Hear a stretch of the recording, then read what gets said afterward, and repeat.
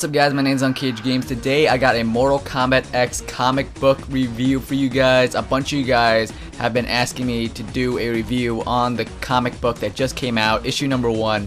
And I was not going to do it because I really don't do reviews on comic books or reviews like in general.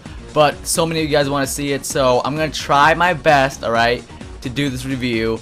It's not going to be anything fancy, it's just pretty much me showing you guys pictures, and I'm going to talk about what happened in issue number 1 in somewhat good detail. Alright, so let's get started. So first of all, we see Kenshi running away from something carrying a little boy in the Himalayan wilderness. But out of nowhere, the boy warns Kenshi that arrows are coming from behind them. Kenshi used his sword to block most of the arrows except for one. The one arrow then did like an x-ray maneuver into his leg. Good thing it wasn't his knee, because then arrow to the knee. Oh my god. A man then approached saying, "Even your telekinesis gets tired when you're running all night, Kenshi." Kenshi then said, "Forgive me because I don't know how to pronounce this. I think it's take-eda, or take-da. I'm just gonna say take-da because that's easier to say." Kenshi then said, "Take-da, run." We finally get to see who the man was that stand right in front of Kenshi, and it is Zuhao.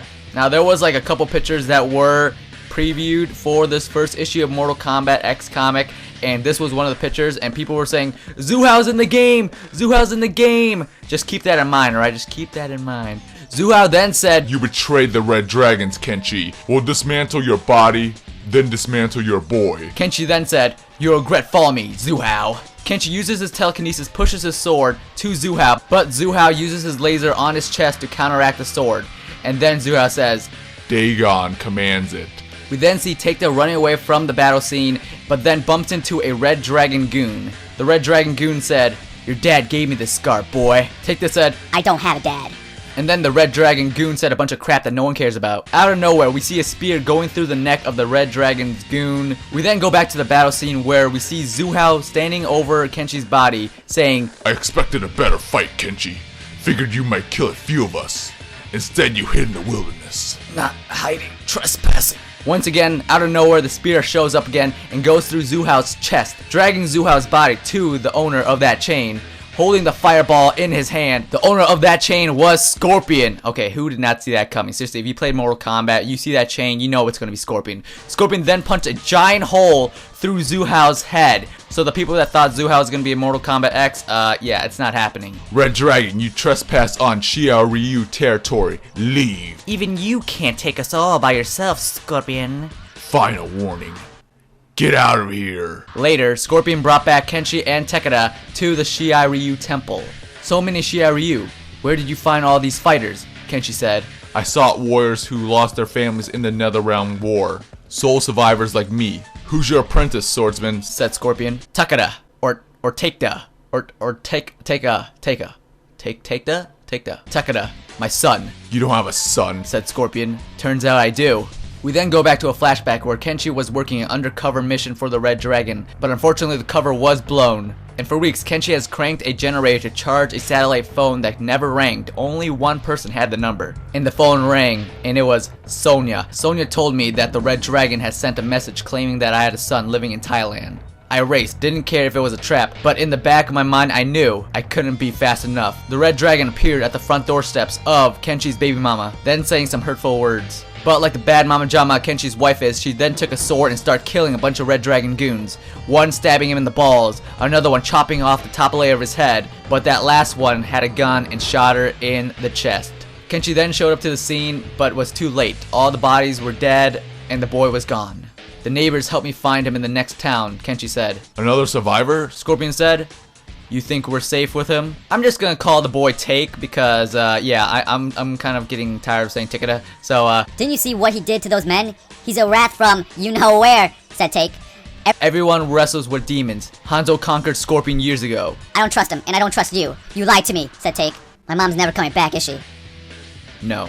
Later. "So what's your next move?" "Finish what I started.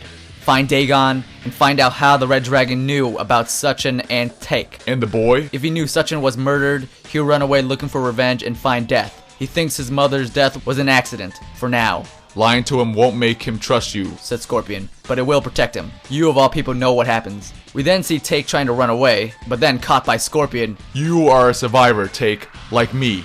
but the Xiaoryu do not run.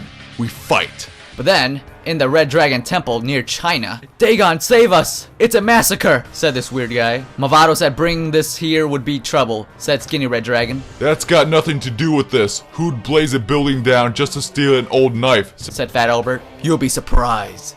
Holy Sub-Zero!